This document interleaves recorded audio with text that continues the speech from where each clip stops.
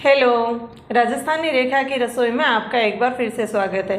आज मैं आपके साथ फिर से एक नई रेसिपी लेके आई हूँ। उम्मीद है आपको ये रेसिपी पसंद आएगी।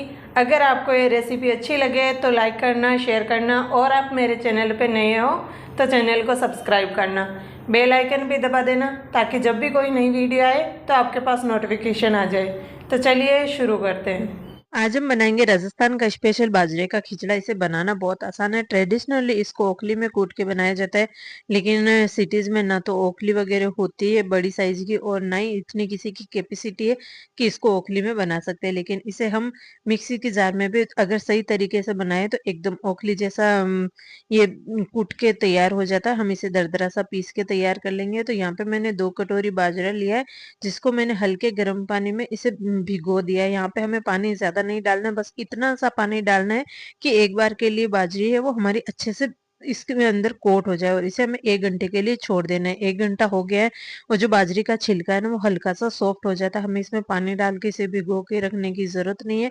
और 1 घंटे के बाद हमें इसे मिक्सी के जार में डाल के दरदरा सा पीस के तैयार कर लेंगे। और ध्यान रखना है कि आपको पल्स मोड पे पीसना है या फिर आप मिक्सी को रोक रोक के पीस सकते हैं, नहीं तो ये बाजरा कई दाने वो बड़े रह जाएंगे और कई छोटे हो जाएंगे। तो यहाँ पे आप देख सकते हैं कि मैंने इसे दरदरा सा पीस के तैयार कर लिया है। और अब हम इसे एक बड़े से बर्तन में निकाल के इसको थोड़ा सा फटक लेंगे, जिससे कि जो बाजरे का जो छिलका होता है ना वो निकल जाएगा। वैसे तो हम ओखली में कूटते हैं ना तो हल्का सा बाजरा दरदरा हो जाता है और उसके बाद इसके छिलके निकाल के इसको दूसरी बार कूटा जाता है। लेकिन मिक्सी के जार में हमें इस तरह से हम नहीं कर सकते, तो इसीलिए मिक्सी के जार में हमें पहले इसको दरदरा सा पीस के तैयार करना पड़ता है, बाद में हम इसके छिलके निकालने होते हैं। यहाँ तो यहाँ पे आप देख सकते हैं मैं छिलके निकाल रही हूँ। इसी तरह से हमें सारे बाजरे को पीस के और इसके छिलके निकाल के तैयार कर लेना है। मैंने यहाँ पे 2 कटोरी बाजरे से ये बनाया और ये 5 से 6 लोगों के लिए काफी है। तो आपको जितने लोगों के लिए बनाना है या फिर जितनी क्वांटिटी आपको चाहिए आप उस हिसाब से ये खिचड़ा बना के तैयार कर सकते हैं। राजस्थान में स्पेशली होली, दिवाली, मकर संक्रांति पे तो ये स्पेशली बनाया ही जाता है। कई त्योहारों पे इसे बनाया जाता है और सर्दियों में तो इसे हफ्ते में एक बार जरूर बनाते हैं। और इसे बनाना बहुत आसान है, बस इसको ओखली में कूट के बनाया जाता है, लेकिन सिटीज में अवेलेबल नहीं होती है तो इसे हमें मिक्सी के जार में ही बनाना पड़ता है। और यहाँ पे मैंने एक बार का बाजरा है वो अच्छे से तैयार कर लिया था और बाकी का बचा हुआ बाजरा था उसको भी मैंने मिक्सी के जार में डाल के दरदरा सा पीस लिया है।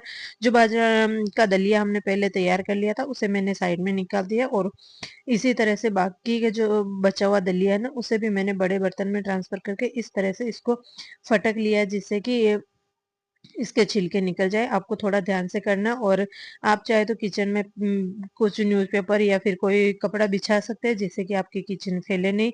वैसे तो मैं ज्यादातर साइड में करती हूँ, लेकिन आपको दिखाना था इसीलिए मैंने किचन में इसको तैयार किया। और इसी तरह से मैंने पूरे दलिये को बना के तैयार कर लिया। अब हम एक बड़ी सी कढ़ाई ले लेंगे। गाँव में इसको बड़े से जो पतीले टाइप के होते हैं ना उसमें बनाते हैं, लेकिन यहाँ पे बड़ी साइज के पतीले वगैरह अवेलेबल नहीं होते सिटीज में। तो मैंने यहाँ पे एक बड़ी कढ़ाई ले ली और इसमें मैंने पानी डाल दिया।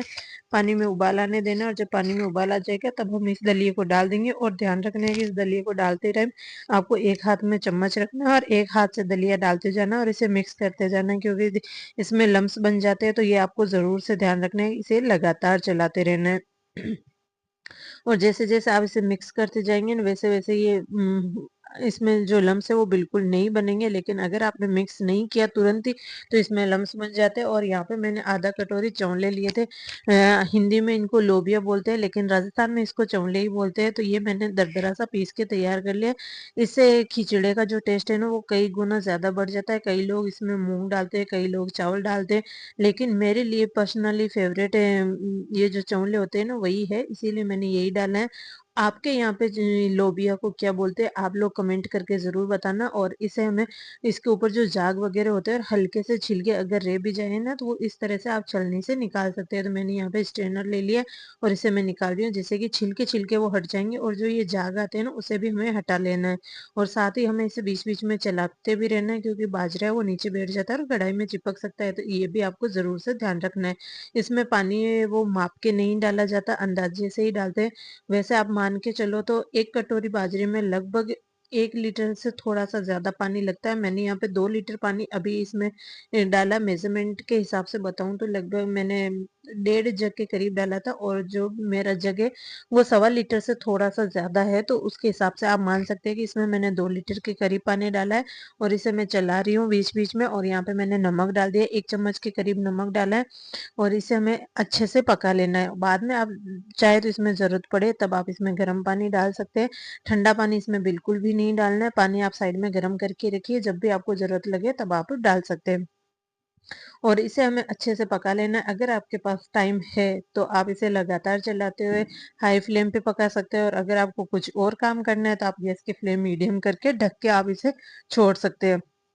लेकिन ध्यान रखना है कि जब तक बाजरा डालने के बाद अच्छे से एक बार के लिए उबाल नहीं आ जाते, तब तक आपको इसे लगातार चलाते रहना। और इस टाइम आप देख सकते हैं इस स्टेज पे जो छींटे हैं ना वो बहुत ज़ोर-ज़ोर से उछलते हैं, तो आपको अपने हाथ का ज़रूर से ध्यान रखना है। आप चाहे तो कोई प्लेट या कढ़ाई का ढक्कन ले लीजिएगा, या फिर आप हाथ के ऊपर कपड़ा लपेट लीजिएगा, क्योंकि यहाँ पे जो छींटे उछलते हैं ना वो बहुत ज़ोर से उछलते हैं, तो आपको ध्यान ज़रूर रखना है। और यहाँ पे मुझे इसमें थोड़ा-सा पानी कम लग रहा था, तो मैंने यहाँ पे साइड में पानी उबाल लिया था, और 2 ग्लास के करीब मैंने यहाँ पे पानी डाल दिया, और इसे मैं चला रही हूँ। और इस टाइम आपको ज़रूर से ध्यान रखना है, मैंने यहाँ पे लीड वगैरह रखी थी साइड में, जो कि मैं इसके ऊपर कर रही हूँ। जैसे ही छींटे आना शुरू हो जाते हैं मैंने वो ले लिया, और जब ये छींटे बंद हो जाए और खिचड़ा वो का पक जाएगा, तब इसमें ये जो छींटे उछलने हैं वो बंद हो जाएगा। आप इसे चेक कर सकते हैं, जो बाजरे का दाना है तो वो तो पक जाता है, लेकिन जो चौले का दाना है ना, उसे आप किसी बर्तन में लेके थोड़ा-सा टेस्ट कर सकते हैं। अगर आपको लगे कि ये पक गए अच्छे से तो ठीक है, नहीं तो आप इसे थोड़ी देर और पका लीजिएगा, और ज़रूरत के हिसाब से आप इसमें पानी डालते जाइएगा। तो यहाँ पे आप देख सकते हैं कि खिचड़ा हमारा बन के तैयार हो गया, तो अब हम इसे सर्व कर लेते हैं।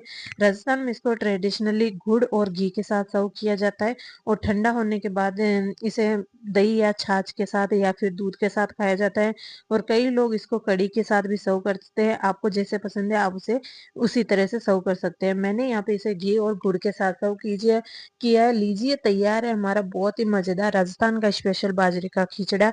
उम्मीद है आपको ये रेसिपी पसंद आई होगी। अगर आपको ये रेसिपी अच्छी लगी हो तो वीडियो को लाइक करना, फैमिली एंड फ्रेंड सभी के साथ शेयर ज़रूर करना, और मुझे कमेंट करके ज़रूर बताना कि आपको ये रेसिपी कैसी लगी, और मेरे चैनल को ज़रूर से सब्सक्राइब करना। मिलते हैं फिर से एक नई रेसिपी के